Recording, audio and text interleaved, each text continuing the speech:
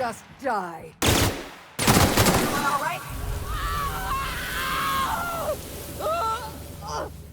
Get me out of here!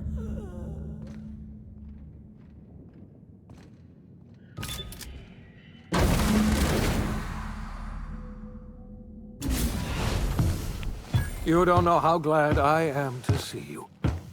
You did the right thing. Akande was a monster. Her death was much deserved, and long overdue. And you lunatic, you broke into the board's own fortress just to rescue one doddering old man. You are absolutely out of your mind, and I can't begin to thank you enough.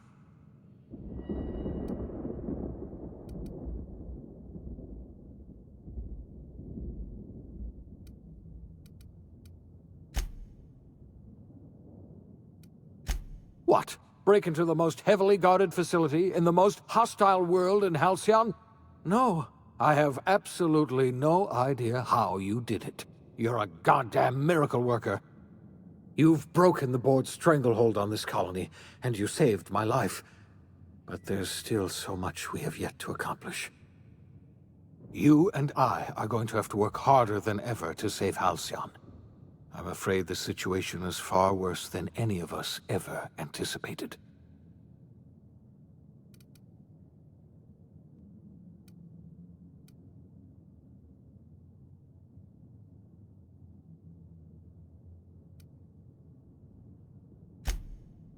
I would like nothing more than to celebrate this victory, but we have a serious problem on our hands.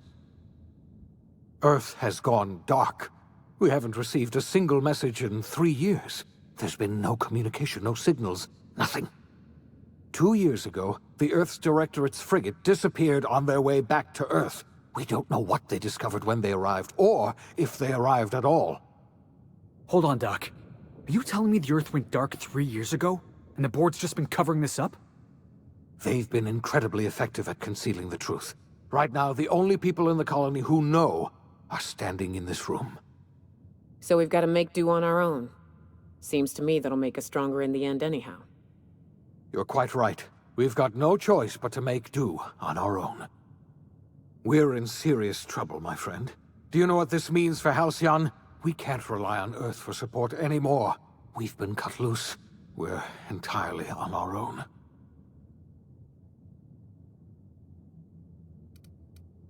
Yes, certainly. I'll help however I can.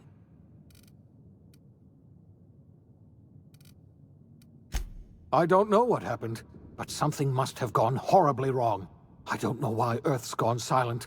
I don't even know if Earth exists anymore. We have no connection back to Earth, and return is likely impossible. We're completely alone out here. I heard it from Akande herself. She tried to pressure me into joining her side, you see. Tried to make me realize that all hope is lost, and that we are alone. She was half right. We are alone, and we're going to have to fend for ourselves, because there's no telling what's happened to Earth.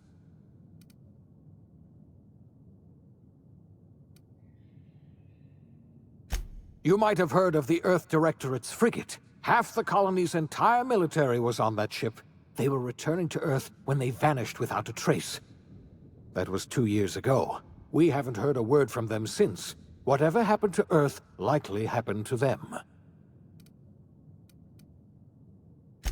Yes, Akande mentioned as much. Earth hasn't sent us a single message in 3 years. No one knows why. Akande had kept the truth to herself, perhaps with good reason. Can you imagine what would have happened if word got out? We'd have utter pandemonium.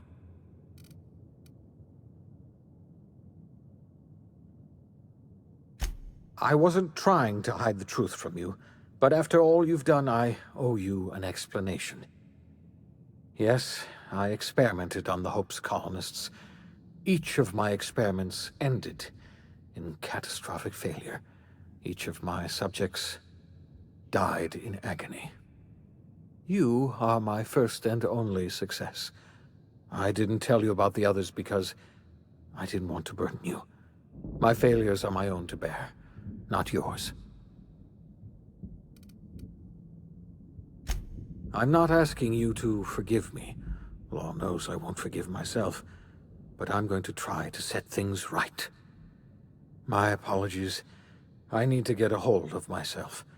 We've far more pressing issues to worry about right now.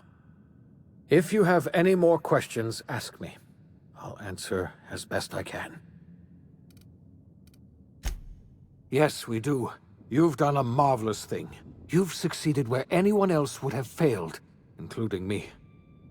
We must begin the revival process immediately, starting with the Hope's brightest minds, and then we're going to fix this damn colony, one problem at a time. We're going to need a leader, and I can't imagine a better person for the job than you. What do you say, old friend? Will you help us? When I revived you, I thought you were going to help me save this colony. I was wrong. I had our roles reversed, you see. You're the one who's going to save us all.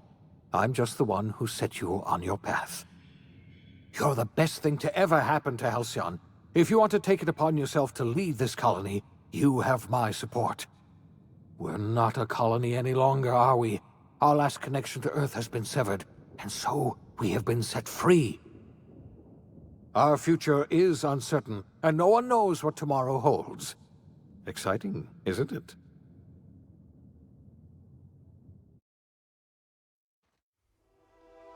The OSI teaches that everything in the universe happens according to the grand plan. But the stranger that arrived in Halcyon was an unplanned variable. From the moment he landed in Emerald Vale, his actions altered the course of history. The events on Tartarus brought about the end of the Board's authority. But the Board's mistakes would haunt the colony for decades to come. The damage they left behind would require the work of a generation to repair. Dr. Phineas Wells began reviving a handful of the Hope's colonists. Engineers, scientists, technicians, and intellectuals. They were among the brightest minds the Earth had ever sent out into the stars. The Hope scientists and engineers woke up in a colony descending headlong into total collapse. With no way to return to Earth, they had no choice but to band together and devote themselves to the cause of saving Halcyon. The people of Halcyon were nothing if not hardy. In the absence of the Board's authority, many of the colony's settlements banded together with a single purpose in mind: survival. Life was especially hard in the years to come. Some towns dissolved by attrition and starvation, but most of them found a way to carry on. In the years to come, Halcyon was forced to reckon with its newfound freedom. The Board was gone, and for better or worse, the colony was responsible for its own destiny. Between MSI's worker-centric policies and the iconoclast's manpower, Sanjar and Zora were able to rally many of the Terra 2 townships to their cause. MSI's workforce swelled, and the iconoclasts enjoyed a significant surge in their ranks. The Board was too distracted by infighting and internal politics to stop MSI from becoming a powerful corporation and a refuge for townships that might have fallen through the cracks. Sublight Salvage adapted to the changes in Halcyon, shifting their business model to suit the times. Their claims of legitimacy were scrutinized, but ultimately unquestioned. Lilia Hagen would continue to protect her family as ruthlessly as ever. The collapse of Edgewater left its workers bereft of any purpose in life. Most of them made their way to Adelaide McDevitt's camp, hoping to ingratiate themselves into her favor. Adelaide accepted only a few to her community. The rest were turned away and likely died of starvation. Nevertheless, Adelaide's camp grew into a well-established town. Adelaide McDevitt refused to cooperate with the ongoing effort to save Halcyon from collapse. A sympathetic deserter stole a copy of her research and delivered it to the Hope's scientists. It is unclear how useful Adelaide's research was. An optimistic estimate suggests her work may have bought Halcyon another few years of survival. Adelaide would never know. She died that winter. Under the leadership of Junlei Tennyson, the Groundbreaker held firm against corporate influence. The ship's mechanical stability gave Junlei the time to educate a promising generation of engineers, schooled in her family's traditions. The future of the Groundbreaker looks promising. The rediscovery of the Hope and the abandonment of the lifetime employment program forced Byzantium to come to terms with some uncomfortable realities about the state of Halcyon. While Byzantines were reluctant to surrender the luxuries they'd grown accustomed to, the board's diminished authority gave them little choice in the matter. Nearly everyone had to learn to make do with less. Some even had to get jobs. It was a dark time indeed. Your influence shifted Ellie's perspective. She finally admitted, albeit grudgingly, that she just might need other people. Sometimes. With a steady income from the life insurance payouts, she was finally able to afford a ship of her own. She hired a small crew and flew supply missions to communities on the fringe. Some of them were even legal. Life in Halcyon was sobering for Felix Millstone. The grand revolution he dreamed of never came. There was no great awakening for the colony, no celebrations in the streets. There was only the hard, desperate work of trying to repair a broken colony. Felix never had a head for numbers, but if there was labor to be done, he was there to help.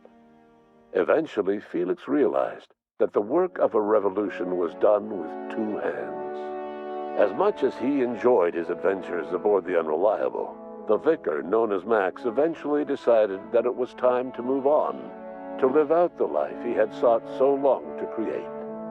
He knew there were many in the colony who carried burdens much worse than the ones he had struggled with, and he devoted himself to easing their suffering wherever he could. He only ever took up arms again to defend the defenseless.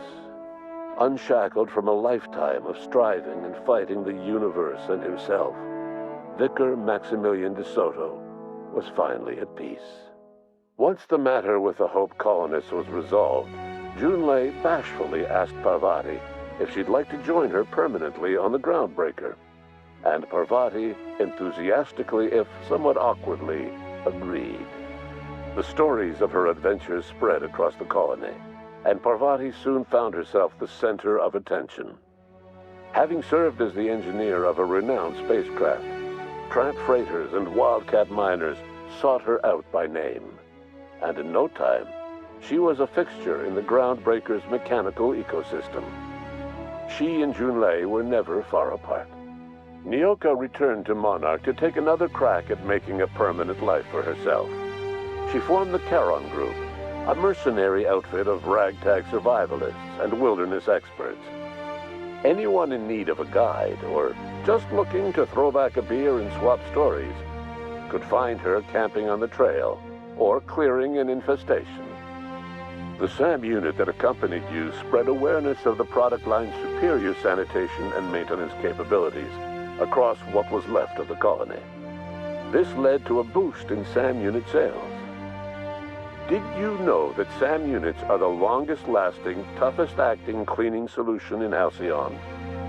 Minister Clark was released from house arrest, and his contact with you gave him a sense of renewed purpose and vigor. Once it became clear that no help would be coming from Earth, he threw his considerable efforts and talents into helping Halcyon manage the crisis before it. As for Dr. Phineas Wells, he spent his remaining years in his orbital lab. He eventually came to terms with his own past and was able to forgive the mistakes of his younger self by devoting his remaining years to serving the colony. In the end, Dr. Wells was able to save every scientist and engineer aboard the Hope. Over the next decade, nearly all of the Hope's remaining colonists were successfully revived. Halcyon saw a period of rapid technological and scientific advancement. Breakthroughs in dietary supplements saved the colony from starvation. Geoengineering projects and social reforms began to change the structure and character of the colony. Dr. Wells laid the groundwork for the project to save the colony, but he would never live to see the fruits of his labor. He passed away a few years later. His work was carried on by the scientists and engineers he revived. Today, Halcyon has stabilized. The people of the colony work hard to adapt to their new circumstances. Nearby colonies send aid and supplies. Life will never be easy in Halcyon, but for the first time in its history, there exists a sense of real, genuine hope about the future. And what about you, the unplanned variable in the history of Halcyon? Long after Wells passed away, you carried on his work with more energy, determination, and brilliance than he could ever muster. The years that followed were hard, but Halcyon survived by the efforts of the Hope's most promising colonists, the greatest of which was you. No one knows what's happened to Earth, and no one knows what the future has in store for Halcyon. All we know for certain is this: the name of the Unreliable and that of its intrepid captain will remain the subject of countless stories for years to come.